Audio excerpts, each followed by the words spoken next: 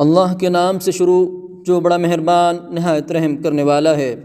سب تعریف اللہ ہی کو ہے جس نے اپنے محبوب بند محمد صلی اللہ علیہ وآلہ وسلم پر یہ کتاب نازل کی اور اس میں کسی طرح کی کجی اور پیچیدگی نہ رکھی بلکہ سیدھی اور سلیس اتاری تاکہ لوگوں کو عذاب سخت سے جو اس کی طرف سے آنے والا ہے ڈرائے، اور مومنوں کو جو نیک عمل کرتے ہیں خوشخبری سنائے کہ ان کے لیے ان کے کاموں کا نیک بدلہ یعنی بہشت ہے جس میں وہ ہمیشہ رہیں گے، اور ان لوگوں کو بھی ڈرائے جو کہتے ہیں کہ اللہ نے کسی کو بیٹا بنا لیا ہے۔ ان کو اس بات کا کچھ بھی علم نہیں اور نہ ان کے باپ دادا ہی کو تھا۔ یہ بڑی سخت بات ہے جو ان کے منہ سے نکلتی ہے، اور کچھ شک نہیں کہ جو کچھ کہتے ہیں محض جھوٹ ہے۔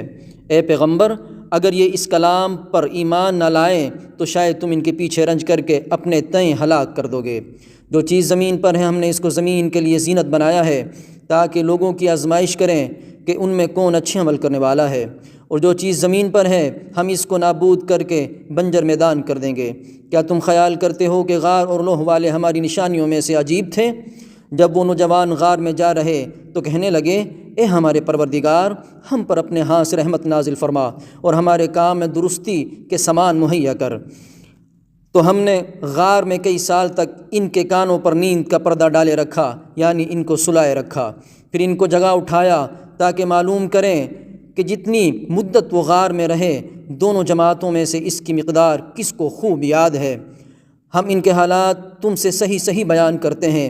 وہ کئی نوجوان تھے جو اپنے پروردگار پر ایمان لائے تھے اور ہم نے ان کو اور زیادہ ہدایت دی تھی۔